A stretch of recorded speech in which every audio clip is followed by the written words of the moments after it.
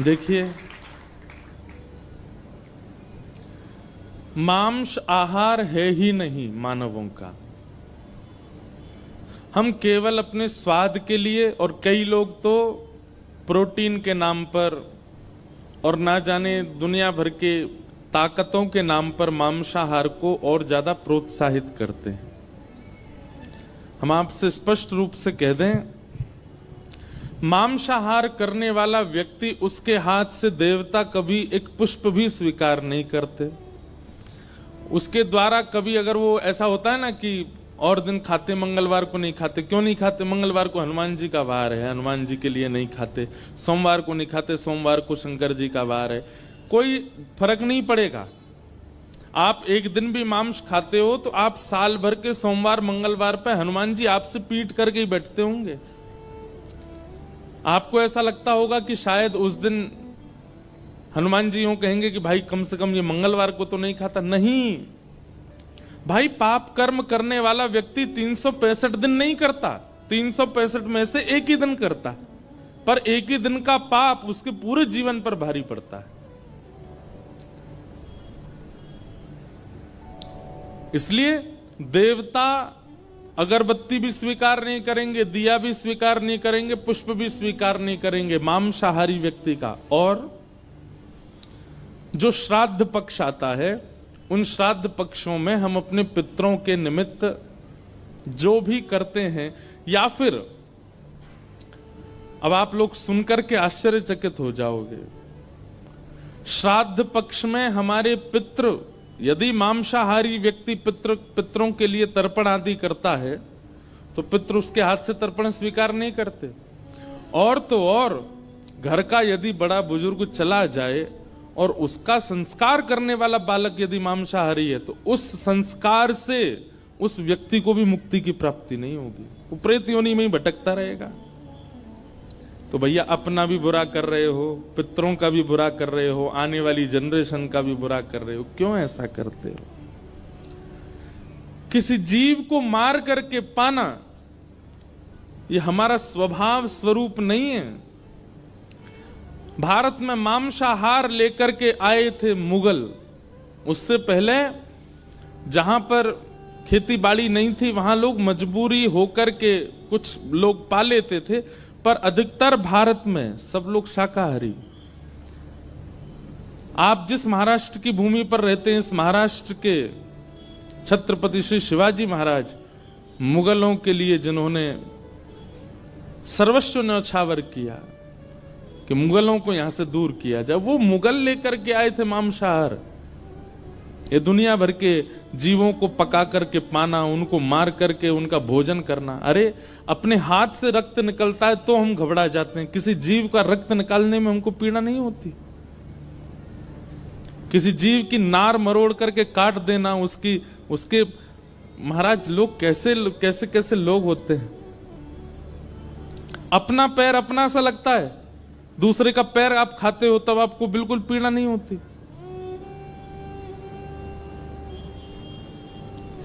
ये निर्दयता का प्रतीक है। मांसाहारी व्यक्ति निर्दयी होता है, और ठाकुर जी से मिलना वो भूल जाएगी इस जन्म में, तो ठाकुर जी उसको मिलने से रहे। वो जिन जिन लोगों का स्पर्श करता जाएगा, चाहे वो उसके पितृ ही हों, उनको भी ठाकुर जी प्राप्त नहीं होंगे। हम तो कल एक बात स्पष्ट कह चुके हैं, ये दो तरफा मत रहिए।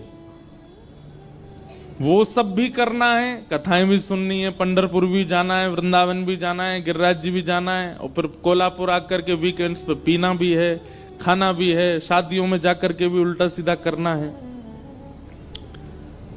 ये दो पक्ष वाले, दो नाव में पैर रखने वाला डूबता ही है, गिरता ही है, पार नहीं होता। अगर वो आपको प्रिय है, उसके बिना नहीं रह सकते, तो फिर उसी में ही रहिए। छोड़ दीजिए मंदिर जाना, पंढरपुर के रास्ते बंद कर दीजिए, कथाओं में आना बंद कर दीजिए, संकीर्तन बंद कर दीजिए, तिलक बंद कर दीजिए। कम से कम वो सब करने के बाद ये स्वीकार करने से आप इसकी अवहेलना मत कीजिए।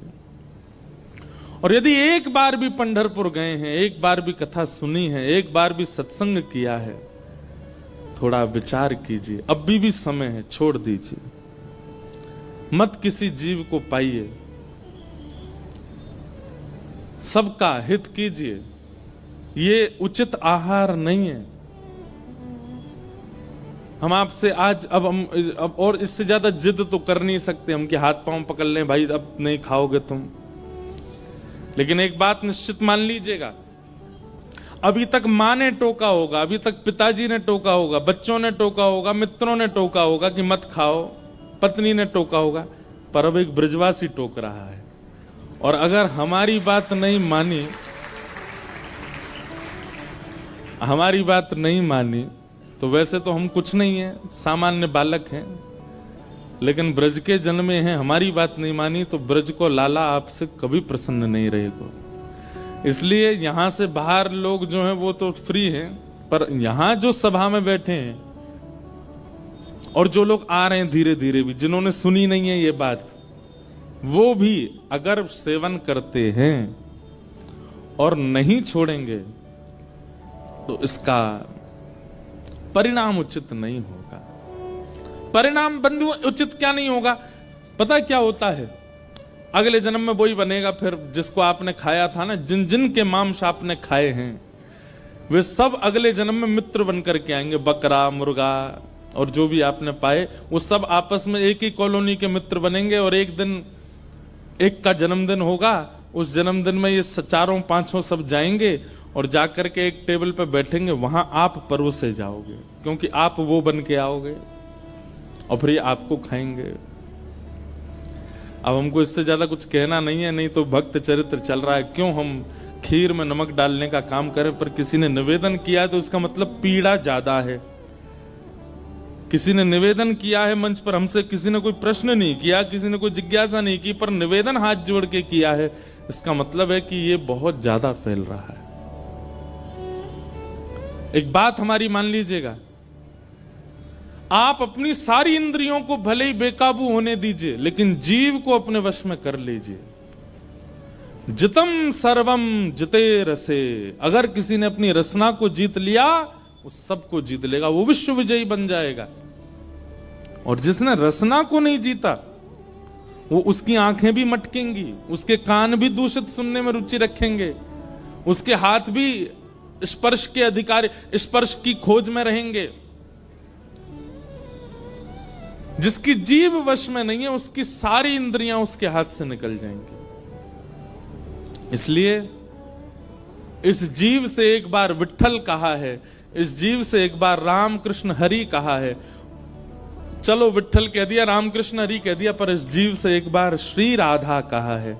अब इस जीव का दायित्व बनता है आपका कि इस जीव पर कुछ भी असद वस्तु ना जाए। नहीं तो नाम लेना जहां पुण्य का कार्य होता है, नाम लेना जहां भक्ति का स्वरूप होता है, आप लोगों का नाम लेना पाप हो जाएगा। आप किशोरी जी का नाम लेते हो और फिर इसी जीव पर कुछ अशुद्ध वस्तु लेते हो। किशोरी जी तो हमारी बड़ी भोली हैं, वो तो कुछ कहेंगे नहीं, पर ठाकुर जी सुदर्शन चक्र भेजेंगे कौ देना। और ठाकुर जी का सुदर्शन चक्र कलयुग में पता कैसे आता है? ऐसा नहीं कि सर धर से अलग कर दिया, वो तो सतयुग त्रेता द्वापर में होता है।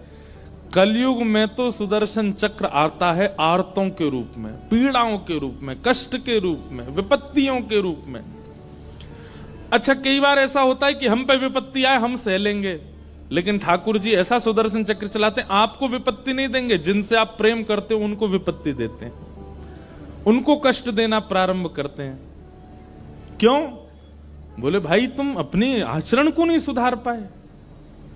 इसलिए हमारी प्रार्थना है आपसे, मांस और वो सफेद सफेद जो गोल गोल आता है वो, और मदिरा, इनका सेवन मत कीजिए। आपको एक बार को, वैसे तो कई लोग हो सकता है मेरी इस बात से नाराज भी हो जाएं, कथा सुनने वाले लाइव में, पर प्याज लहसुन खाने से पाप नहीं लगता। हां, ये होता है कि अगर आप भक्ति साधन में हो तो भक्ति साधन में आपकी बढ़ोतरी नहीं होगी अगर आप बहुत ज्यादा प्याज लहसुन का सेवन करते हो, क्योंकि वो तामसी वस्तु है ना, उससे आप भाव नहीं प्रकट कर पाओगे हृदय में।